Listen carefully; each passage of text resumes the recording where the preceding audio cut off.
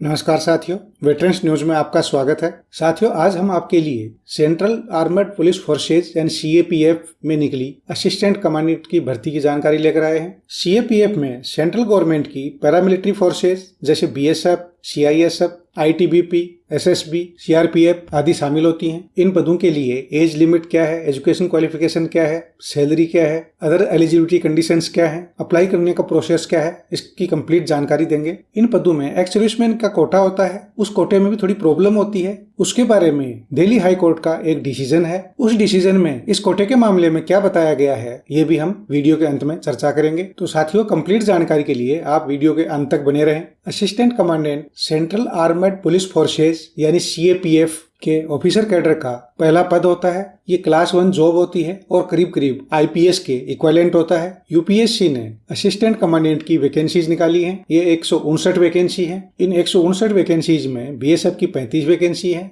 CRPF की 36 vacancy है, CISF की 67 वैकेंसी है, आईटीबीपी की 20 वैकेंसी है, एसएसबी की 1 वैकेंसी है। असिस्टेंट कमांडेंट को 7th पे कमीशन की लेवल 10 की सैलरी मिलती है, जो 56,100 रुपए से शुरू होती है। उसके ऊपर डीए और दूसरे अलाउंसेज जैसे ट्रांसपोर्ट अलाउंसेज या हार्ड एरियाज के अलाउंसेज होते हैं, एचआरए होता है, वो अलग से मिलते हैं। इसके लिए एजुकेशन क्वालिफिकेशन है वो सिंपल ग्रेजुएशन है, यानी किसी भी स्ट्रीम से ग्रेजुएट होना चाहिए बंदा। इसके लिए एज लिमिट है 20 से 25 साल के बीच होना चाहिए। 1 अगस्त 2021 को reserve categories, government servant, ex serviceman को इसके अंदर एज रिलैक्सेशन है। इसमें एससी एसटी को 5 साल का रिलैक्सेशन मिलता है, ओबीसी को 3 साल का रिलैक्सेशन मिलता है, गवर्नमेंट सर्वेंट को 5 साल का रिलैक्सेशन मिलता है। गवर्नमेंट सर्वेंट और रिजर्व कैटेगरी का जो अलग रिजर्वेशन होता है वो दोनों जोड़ लिए जाते हैं, यानी अगर कोई ओबीसी कैंडिडेट है, गवर्नमेंट सर्वेंट है, तो उसका रिलैक्सेशन 8 साल हो जाता है। इसी में दिया गया है कि अगर कोई एक्स सर्विसमैन है तो उसको भी गवर्नमेंट सर्वेंट के बराबर 5 साल का रिलैक्सेशन और मिलेगा। तो ऊपरी तौर पे देखने से यह लगता है कि एक्स सर्विसमैन को सिर्फ 5 साल का ही एज रिलैक्सेशन मिलेगा, लेकिन ऐसा नहीं है। दिल्ली हाई कोर्ट का एक डिसीजन है, उसमें जब आप डिसीजन को देखते हैं तो उससे पता लगता है कि एक्स सर्विसमैन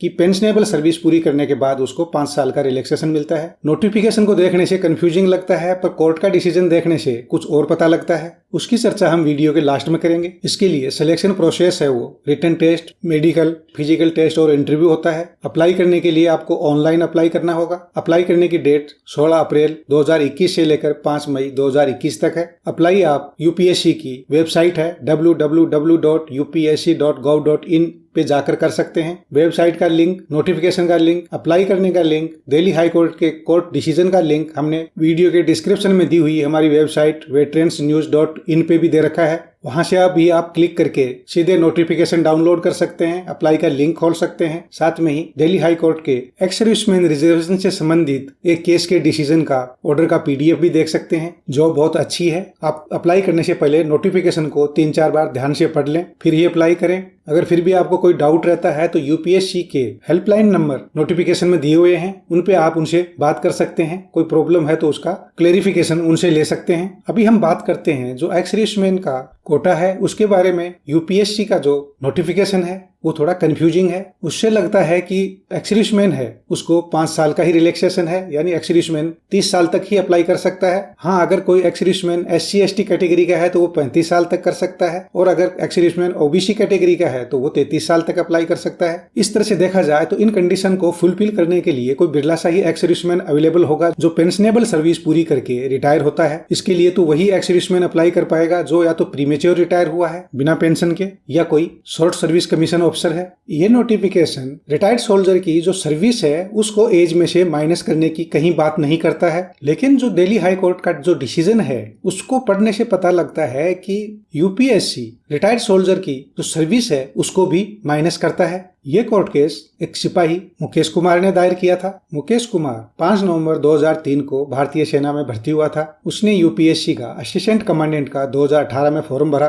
12 अगस्त 2018 को एग्जाम हुई जिसमें वो सक्सेसफुल हो गया, जिसका रिजल्ट 10 जनवरी 2019 को आया। उसके बाद उसको डिटेल्ड एप्लीकेशन भरने के लिए दोबारा बोला गया, जैसा कि सभी सक्सेसफुल कैंडिडेट को बोला जाता है। उसमें उसने अपना डेट ऑफ रिटायरमेंट 5 दिसंबर 2019 लिखा, जबकि उसकी पेंशनेबल सर्विस 5 दिसंबर 2018 को ही हो गई थी, यानी 15 साल उसकी हो गई थी। उसके बाद उसने PHT, PET, medical standard test वगैरह सब कुछ क्लियर कर लिए। 24 जुलाई 2019 को उसको डॉक्यूमेंट वेरिफिकेशन के लिए बुलाया। डॉक्यूमेंट्स में कुछ कमी थी, वो उससे पूरी करवाई गई और 2 अगस्त 2019 को जो प्रोविजनल लिस्ट निकली थी सक्सेसफुल कैंडिडेट्स की, उसमें उसका नाम था। 23 अक्टूबर को उससे कुछ और डॉक्यूमेंट मांगे गए, लेकिन ध्यान रहे कि मुकेश कुमार अभी भी सर्विस में ही था। उसने अपना डेट ऑफ रिटायरमेंट है वो 5 दिसंबर के बजाय 31 अक्टूबर 2019 को कर लिया, यानी उसने अपना रिटायरमेंट जल्दी करवा लिया थोड़ा, यानी उसने अपना रिटायरमेंट जॉब की कंफर्मेशन के बाद ही लिया। बात यहीं फंस गई, उसकी एप्लीकेशन लास्ट स्टेज में रिजेक्ट कर दी गई। इस मामले में यूपीएससी का कहना था कि अप्लाई करने के विद इन 1 ईयर बंदा एक्स सर्विस में होना चाहिए, यानी रिटायर होने से 1 साल पहले वो किसी भी गवर्नमेंट जॉब के लिए अप्लाई कर सकता है। लेकिन इस मामले में तो बंदा रिटायर ही 31 अक्टूबर 2019 को होता है। बंदे का कहना था कि मैं एलिजिबल हो गया हूं रिटायरमेंट के लिए 15 साल नौकरी करने के बाद, लेकिन ये एलिजिबिलिटी तो पेंशनेबल सर्विस के लिए होती है कि इसके बाद पेंशन मिल सकती है। ज्यादातर लोगों का 17 साल में रिटायरमेंट होता है या 2 साल का एक्सटेंशन भी मिलता है सिपाही में। टर्म्स ऑफ एंगेजमेंट में तो ऐसा नहीं लिखा है कि 15 साल के बाद रिटायर हो जाएगा। कोर्ट ने उससे ये मांगा कि कहां पे लिखा है कि आप 15 साल के बाद रिटायर हो जाओगे। ये डॉक्यूमेंट वो बंदा नहीं दे पाया, यानी उसका जो क्लेम था वो टेक्निकली रिजेक्ट हो गया। वो अप्लाई करने के विद इन 1 ईयर रिटायर नहीं हुआ। कोर्ट ने यूपीएससी को बताया कि आप ऐसे लोगों को भी कंसीडर करो, अपने रूल रेगुलेशन में ये चेंज करो। जिस बंदे के पास नौकरी है वो इस एक्सपेक्टेशन में नौकरी कैसे छोड़ देगा कि उसने दूसरी के लिए अप्लाई कर रखा है और वो उसमें सिलेक्ट हो जाएगा। अगर उसको आर्मी एनओसी देती है तो उसको सिलेक्शन तक नौकरी करने दो।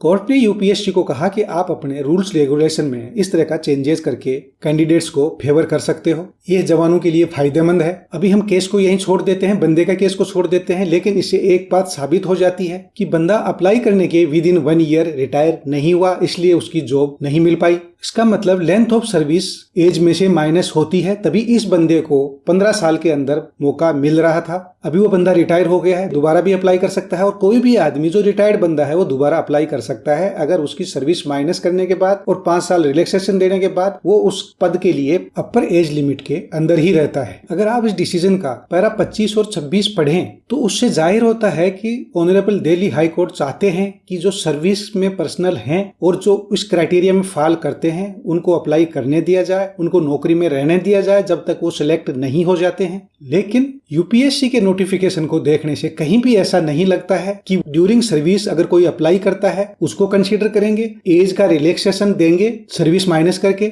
साथ में ही अगर हम बात करते हैं आर्मी ग्रेजुएशन की, तो कोई भी सिंपल ग्रेजुएशन जहां माना जाता है वहां आर्मी ग्रेजुएशन को मानना ही पड़ता है। लेकिन डिपार्टमेंट्स और जो नौकरी देने वाले संस्थान हैं वो अलग अलग उसमें क्राइटेरिया लगाते हैं कि यूनिवर्सिटी कौन सी है, उसके परसेंटेज क्या है, और इस तरह से देखने से लगता है कि हमारा आर्मी ग्रेजुएशन सर्टिफिकेट तो कहीं टिकता ही नहीं है। जबकि अलग अलग कोर्ट्स के डिसीजन आ रखे हैं कि जो जहां सिंपल ग्रेजुएशन होगा, जहां बात मानी जाती है कि एनी यूनिवर्सिटी का डिग्री चाहिए, तो आर्मी ग्रेजुएशन उसके इक्विवेलेंट है। वो ग्रेजुएशन का डिग्री हर उस जगह काम करेगा जहां एक नॉर्मल ग्रेजुएशन डिग्री चलती है। इस तरह से रूल्स हैं, कोर्ट्स भी सोल्जर्स के साथ हैं, सिर्फ अप्लाई करने की जरूरत है। और जहां जो प्रॉब्लम करता है वहां पे अगर आप कोर्ट का सहारा लेते हैं, आपको लगता है कि अगर ये अड़चन नहीं होगी तो मैं सिलेक्ट हो जाऊंगा, तो जरूर कोर्ट में जाना है। सोल्जर्स के लिए दी हुई वैकेंसीज हमेशा ही वेस्ट हो जाती हैं इस तरह के मामलों के कारण। काबिल सर्विंग या रिटायर्ड सोल्जर्स होते हैं उनको इस तरह से भटका दिया जाता है, उनके लिए जो रिजर्व वैकेंसीज होती हैं वो लैप्स हो जाती हैं। साथियों, इस नोटिफिकेशन में भी जो नीचे वैकेंसीज दी हुई हैं पैरा 1 में पेज 2 पे, वहां एक नोट लिखा है, in case of the vacancies reserved for ex serviceman remain unfilled due to non availability of eligible और qualified candidates, the same shall be filled by candidates from non ex serviceman category. अगर total number of vacancies देखा जाए तो 159 है, यानी 10% 16 vacancies होती हैं। ये 16 वैकेंसीज सर्विंग या रिटायर्ड सोल्जर्स आराम से फिल कर सकते हैं, लेकिन इस तरह के चक्करबाजी के कारण ये सारी की सारी वैकेंसीज खाली रह जाती हैं और दूसरी कैटेगरी से भर दी जाती हैं। साथियों, आज के वीडियो में इतना ही। वीडियो अच्छा लगा तो लाइक करें, शेयर जरूर करें। जय हिंद, जय भारत।